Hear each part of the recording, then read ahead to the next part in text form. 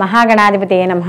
सदाशिवसमारम्भां शंकराचार्यमध्यमाम् अस्मदाचार्यपर्यन्तां वंदे गुरुपरंपरां। श्रीमात्रे नमः। आदित्याय च सोमाय मंगళాయ బుధాయ చ గురుశుక్ర శనిభ్యశ్చ రాహవే కేతవే నమః. ప్రేక్షకులకు అందరికీ కూడా శ్రీ క్రోధినామ సంవత్సర ఉగాది శుభాకాంక్షలు. మనం ఈ శ్రీ క్రోధినామ సంవత్సరంలో మనం ఈ ద్వాదశ రాసుల వారికి కూడా నవగ్రహ సంచారాలను అనుసరించి మనం ఈ శుభాశుభ ఫలితాలు చెప్పుకోవడం అనేది జరుగుతుంది. అయితే ఇక్కడ ఈ సంవత్సర ఫలితాలు తెలుసుకోబోయే ముందర అంటే వీళ్ళు ఈ ద్వాదశ రాసుల వాళ్ళు కూడా ఈ సంవత్సరం అంతా కూడా ఎటువంటి విషయాల్లో జాగ్రత్తగా ఉండాలి, ఎటువంటి విషయాలు చేపట్టాలి, వివాహ విషయాల్లో కానీ గృహప్రవేశము, సంతానము, ఉద్యోగము, విద్య, వ్యాపారము, ఆరోగ్యము, ఇలా అన్ని రకాల విషయాల మీద కూడా మనకి ఒక అవగాహన అనేది తెచ్చుకుందుకు మనం ఈ ఉగాది సంవత్సర పంచాంగ శ్రవణం అనేది మనం చెప్పుకోవడం అనేది జరుగుతుంది. అయితే ఇక్కడ ఈ యొక్క మన ఈ ద్వాదశ రాశుల ఫలితాలు తెలుసుకునేటప్పుడు ఇక్కడ అన్ని గ్రహాల గురించి మనం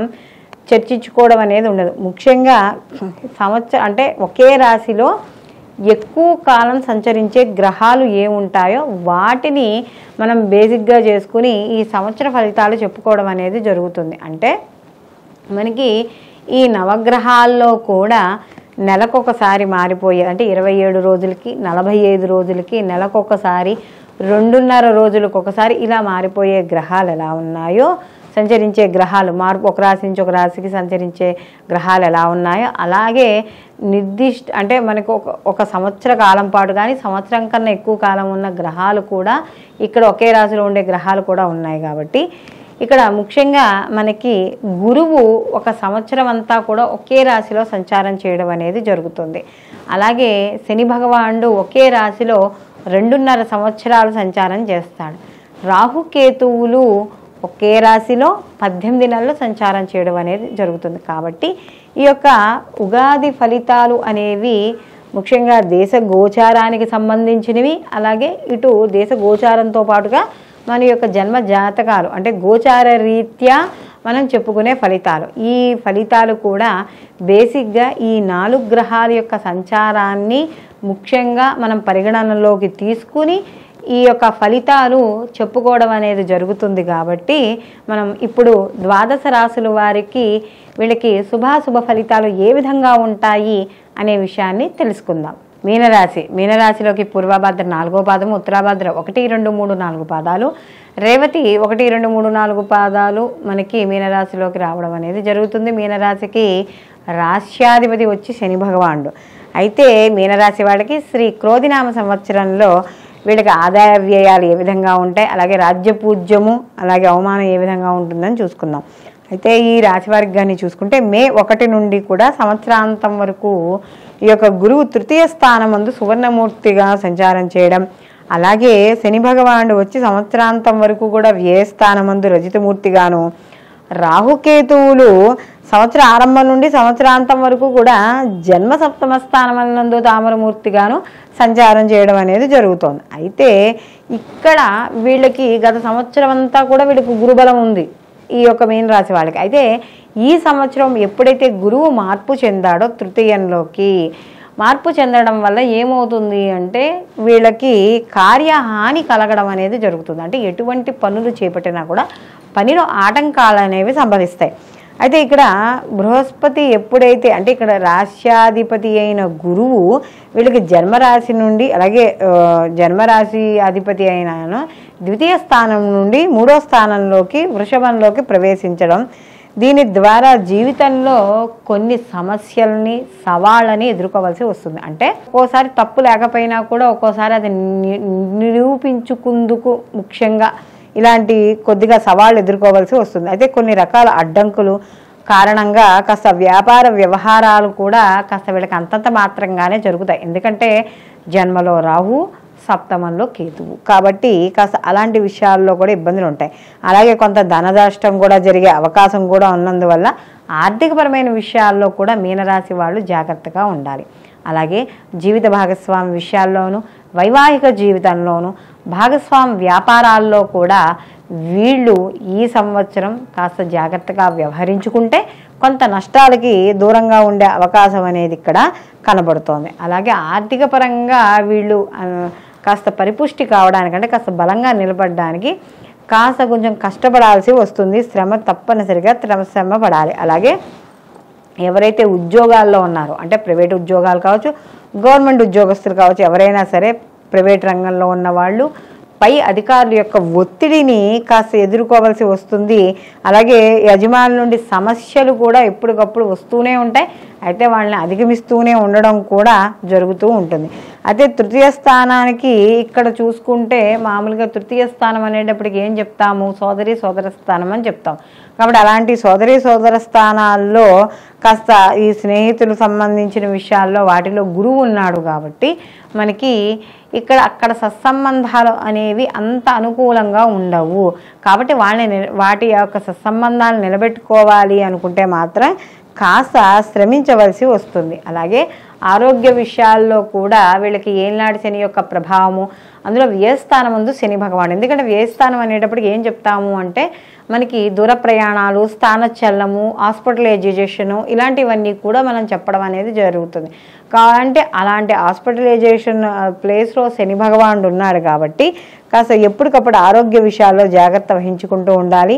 ఆధ్యాత్మికపరమైన విషయాల్లో ప్రయత్నపూర్వకంగా కల్పించుకోవాలి. అంటే ఏదైనా ఒక గుళ్ళో ఏదైనా కార్యక్రమం జరుగుతోంది, మనంతటా మనం వెళ్ళి గుళ్ళోకి వెళ్ళి ప్రయత్నపూర్వకంగా డబ్బులు వేసినా వేయకపోయినా, కనీసం ఆర్థిక పరిస్థితి బాగాలేకపోయినా శారీరకంగానైనా కష్టపడాలి. లేకపోతే ఎక్కడైనా గుళ్ళోకి వెళ్ళడం, ప్రదక్షిణాలు చేయడం, ప్రయత్నపూర్వకంగా ఏదో భారతమో భాగవతమో అలాంటివి చదవలేకపోయినా చదవడానికి ప్రయత్నించాలి. చదవలేకపోయినా కనీసం ఏదో ఒక స్తోత్రాన్నైనా సరే చదువుకుని తీరాలి. అలా చదువుకుంటే తప్పనిసరిగా దైవబలం అనేది పెరిగి ఆ దైవబలం సహకరించడం వల్ల కొన్ని పనులు ఏవైతే అవి ఆగిపోయాయో ముందుకు వెళ్ళడం అనేది జరుగుతుంది. అలాగే దాన ధర్మాలు ఇవన్నీ కూడా చేయడం అనేది మంచిది. ఆధ్యాత్మికపరమైన విషయాలలో కాస్త ఎందుకంటే ఇక్కడ గురువు తృతీయ స్థానంలోకి దగ్గర ప్రయాణాల్లోకి వెళ్ళిపోతాడు కాబట్టి కాస్త ఆధ్యాత్మిక పరంగా చూసుకున్నప్పుడు ప్రయాణాలు చేసైనా సరే కొన్ని వాటిల్లో పాల్గొనడం అనేది జరుగుతుంది. అయితే మీనరాశి వారికి కానీ చూసుకున్నప్పుడు ఈ సంవత్సరం అంతా కూడా జన్మ సప్తమ స్థానాల్లో రాహు ఇక్కడ మనకి రాహు కేతువు సంచారం చేయడం వల్ల అందులో లోహమూర్తులుగా సంచారం చేస్తున్నారు కాబట్టి వీళ్ళకి అసలు మామూలుగా ఉన్న స్థానాలే మంచివి కావు. అందులో అవి ఉన్న స్థానాలకి దానికి తగ్గట్టుగా శుభ ఫలితాలు కూడా ఏమీ ఉండవు. అంటే కనీసం ఆశించినంత ప్రకారంగా కూడా ఇక్కడ ఉండకపోవచ్చు. కాబట్టి అలాంటి విషయాల్లో కాస్త జాగ్రత్త వహిస్తూ ఉండాలి. ఎప్పటికప్పుడు మీకు శత్రువుల కింద కావచ్చు, లేకపోతే మీ మీద సవాల్ చేసేవాళ్ళు కావచ్చు, లేకపోతే మీ మీద ఓ పందెం కట్టేవాళ్ళు కావచ్చు, లేకపోతే నువ్వు ఇదేం చేయగలవు అదేం చేయగలవు అని చెప్పి ఆక్షేపించేవాళ్ళు కావచ్చు. ప్రతిసారి మార్గం మధ్యలో ఇలాంటి వాళ్ళు అడ్డంకులు పెట్టేవాళ్ళు బోలెడు మంది ఉంటారు. కాబట్టి తప్పకుండా దాన్ని దైవ బలంతో మాత్రమే మనం ఎదిరించగలం. అలాగే వృత్తి వ్యాపారాల్లో సామాన్యంగా ఉంటుంది. అయితే వైద్య వృత్తిలో ఎవరైతే ఉన్నారో వాళ్ళు, అలాగే ఔషధ కంపెనీలు అంటే ఈ కెమికల్ వాటికి సంబంధించినవి, అలాగే ఈ ఏవైనా ట్యాబ్లెట్స్ అంటే మన మెడికల్ స్టోర్స్ అలాంటివి ఉంటాయి కదా, అలాంటి వాళ్ళు, అలాగే వాళ్ళకి తోలు ఉత్పత్తులు అంటే కొంచెం ఈ చర్మానికి సంబంధించిన ఉత్పత్తులు చేసే వాళ్ళు ఉంటారు కదా, వాళ్ళు అలాంటి సంస్థలు ఏవైతే ఉన్నాయో, అలాగే విషమాపక ఔషధాలు అంటే మనకి ఇలాగ ఏవైతే ప్రమాదకరమైన ఈ యొక్క మందులు తయారు చేస్తూ ఉంటారు వీళ్ళందరికీ కూడా కాస్త ముఖ్యంగా చూసుకున్నప్పుడు ఇవొకటి, అలాగే పరధాన్యాలు అంటారు వాటి వర్తకులు, మత్స్యము, మాంసము, అలాగే మత్తు పదార్థాలు ఏవైతే ఉన్నారో వాళ్ళకి విపరీతమైన ఫలితాలు, అంటే వాళ్ళ ఆదాయ మార్గాలు పెరుగుతాయి, వాళ్ళ ఉత్పత్తులు కూడా పెరుగుతాయి. అలాగే చెడు స్వభావం కలవారు, అలాగే మత్తు పదార్థాలను సేవించేవాళ్ళు, జూదము, వ్యభిచారము, గృహాలు సందర్శించే వారికి వీళ్ళకి అంటే ఏవైతే పనులు చేయకూడదు అంటే స్మగుల్ గూడ్స్ అవన్నీ చేస్తూ ఉంటారు కదా, వాళ్ళు అంటే ఏవైతే పనులు చేయకూడదో వాటి ద్వారా డబ్బులు సంపాదించే వాళ్ళు వీళ్ళందరికీ కూడా కాస్త కొంచెం ఇబ్బంది పడే సమస్యగా ఇక్కడ కనబడుతోంది. అలాగే నిజాయితీగా ఎవరైతే ఉండారో వాళ్ళందరికీ కూడా ఇక్కడ ఇబ్బంది పడే అవకాశం అనేది కనబడుతుంది, బయటపడే అవకాశం అనేది కనబడుతుంది. కారణం ఏంటి అంటే ఇక్కడ రాహువు మనకి ఛాయాకారకుడు, ఛాయాగ్రహంగా చెప్తాం రాహుకేతువులు. అలాంటప్పుడు ఇక్కడ రాహు ఎప్పుడైతే బ్రహ్మకారకుడు, అలాగే ఎక్స్పెండ్ చేస్తూ ఉంటాడు. ఇంకొకటి ఏంటంటే ఈ రాహు బ్రహ్మకారకుడు అవ్వడం వల్ల ఈయనంతా కూడా ఛాయాగ్రహం అవడం వల్ల తెర వెనకాల చేసే పనులు, అంటే తెర వెనకాల పనులు అంటే డైరెక్ట్గా చేయరు, ఇండైరెక్ట్గా చేసే పనులు. అంటే ఇండైరెక్ట్గా ఎప్పుడు చేస్తూ ఉంటారు, ఎప్పుడు కొన్ని తప్పుడు మార్గాల్లో వెళ్ళే వాళ్ళు ఎక్కువగా ఇలాంటివి చేస్తూ ఉంటారు. కాబట్టి ఇలా సమాజానికి వ్యతిరేక శక్తులుగా తయారయ్యేవాళ్ళు, సమాజానికి హితం కోరుకోకుండా ఉండేవాళ్ళు చేసే పనులు ఏవైతే ఉన్నాయో అలాంటి వాళ్ళందరివి కూడా, అంటే వాళ్ళు వృత్తిపరంగా కావచ్చు, రాజకీయ పరంగా కావచ్చు, లేకపోతే ఇంకే రకంగా ఉన్న వాళ్ళు చేసే వాళ్ళవైనా సరే వాడి యొక్క భాగవతాలన్నీ కూడా బయటపడే అవకాశం అనేది ఉంది. అలాగే సప్తమ స్థాన స్థితకేతు యొక్క వల్ల కాస్త చెడు ఫలితాలు, ఆరోగ్య సమస్యలు ఇలాంటివి బయటపడే అవకాశం అనేది ఉంది. మానసిక ఒత్తిడి అనేది ఉంటుంది, కానీ వాటిని ఒక టైం పంచువాలిటీ, ఇలా ఒక క్రమబద్ధీకరణ ఇలా వేసుకోవడం వల్ల కాస్త వాటి వల్ల కాస్త బయటపడడం అనేది జరుగుతుంది. అలాగే వీటి కోసం కాస్త మెడిటేషను, యోగా, ఇలాంటి వాకింగ్ ఇలాంటివి చేస్తూ ఉండడం ద్వారా కాస్త కొంచెం శరీరాన్ని దృఢత్వంగా తయారు చేసుకునే అవకాశం అనేది ఇక్కడ కనబడుతోంది. విద్యార్థులు కూడా కాస్త శ్రద్ధ వహించాలి. వృత్తి ఉద్యోగ వ్యాపారాలలో ఒత్తిడి ఉంటుంది. అలాగే సినీ, కళా, రాజకీయ రంగాల్లో ఎవరైతే ఉన్నారో వాళ్ళకి సామాన్యమైన ఫలితాలు గోచరించడం అనేది జరుగుతోంది.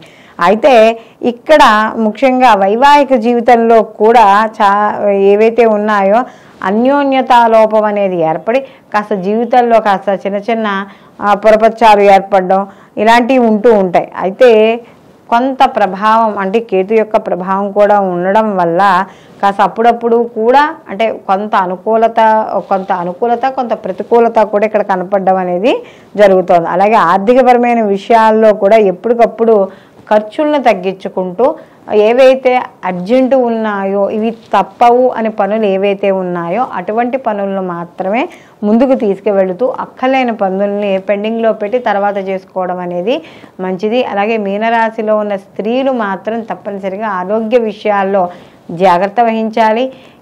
ఎవరైతే స్త్రీలు విద్యార్థులు కావచ్చు, ఉద్యోగస్తులు కావచ్చు, లేకపోతే ఏదైనా వ్యాపారస్తులు కావచ్చు, ఎవరైనా సరే వాళ్ళు చేసే వృత్తి ఉద్యోగాల్లో ఎక్కువగా ఒక రకమైన క్రమశిక్షణ ఏర్పరచుకోవడం ద్వారా మాత్రమే ఇక్కడ ఏదైనా ఒక విజయాన్ని కానీ, ఒక మీరైతే పెట్టుకుంటారో గోల్ని కానీ సాధించడం అనేది ఇక్కడ జరుగుతుంది. సంతానపరంగా కూడా వీళ్ళకి కొంతవరకు అనుకూలంగా ఉండడం అనేది జరుగుతోంది. మొత్తం మీద ఈ రాశి వారికి కానీ చూసుకున్నప్పుడు వీళ్ళు ప్రతి నిత్యము కూడా దత్త చరిత్ర పారాయణ చేసుకుంటూ ఉండడం, అలాగే వీళ్ళు ఈ యొక్క రాహుకేతులకు సంబంధించి జపాలు కానీ, లేకపోతే ఎవరైనా శ్రీకాళహస్తి అలా వెళ్ళి ఉంటే అక్కడికి వెళ్ళి అభిషేకాలు చేయించుకోవడం కానీ, లేకపోతే సుబ్రహ్మణ్య ఆరాధన ఎక్కువగా చేయడం ద్వారా, అంటే షష్ఠులు పాటించడం, మంగళవారాల నియమాలతో ఉండడం, ప్రతిరోజు కూడా సుబ్రహ్మణ్య కరావలంబ స్తోత్రాన్ని పారాయణ చేయడం, లేకపోతే ప్రతిరోజు కూడా సుందరాకాండ ఇంట్లో పెట్టుకుని వినడము, ఇలాంటివి ఎటువంటివి చేసినా కూడా మీకు ఈ యొక్క ప్రత్యేక ఫలితాలు తగ్గి సత్ఫలితాలను పొందడం అనేది జరుగుతుంది. అయితే ఇప్పుడు మనం ఈ యొక్క శ్రీ క్రోధినామ సంవత్సరంలో ఏ రాశికి ఆ రాశి మనం గోచార ఫలితాలు, అంటే సంవత్సర గోచార ఫలితాలు మనం తెలుసుకోవడం అనేది జరిగింది. ఇందులో ఎవరు ఏ పనులు చేయొచ్చు, చేయకూడదు, అలాగే ఎటువంటి నియమాలు పాటించాలి, అలాగే వీళ్ళు ఎటువంటి స్తోత్రాలు చదువుకుంటే శుభ ఫలితాలను వీళ్ళు పొందడం అనేది జరుగుతుంది. ఇవన్నీ కూడా మనం తెలుసుకోవడం అనేది జరిగింది. అయితే ఇది మనకి సంవత్సర ఫలితాలుగా పరిగణించడం అనేది జరుగుతుంది. అయితే దీనితో పాటుగా మనం ఎవరికి వాళ్ళకి వ్యక్తిగత జాతకాలు కూడా పరిశీలనలోకి తీసుకోవాలి. కారణం ఏమిటంటే ఈ వ్యక్తిగత జాతకాలు ఏవైతే ఉన్నాయో ఆ వ్యక్తిగత జాతకాలకి ఈ గోచార ఫలితాలను కూడా అనుసంధానం చేసుకోవడం ద్వారా పూర్తి సంపూర్ణమైన ఫలితాలని పొందడం అనేది జరుగుతుంది. అంటే ఇక్కడ జన్మజాతక రీత్యా జరిగే మహర్దశలు, అంతర్దశలు ప్రత్యంతర దశల ద్వారా వ్యక్తి యొక్క జాతకంలో వచ్చే మార్పులు ఆ యొక్క ఫలితాలని ఈ యొక్క గోచార ఫలితాలకి ఈ గోచారంలో ఉండే గ్రహాల యొక్క స్థితిగతులకు అనుసంధానం చేసుకుంటూ అప్పుడు పనులు ముందుకు చేయడం ద్వారా మీరు చేపట్టే పనుల్లో తప్పనిసరిగా విజయం సాధించడం అనేది జరుగుతుంది. సర్వేజన సుఖినో భవంతు. లోకా సంస్థ సుఖినో భవంతు.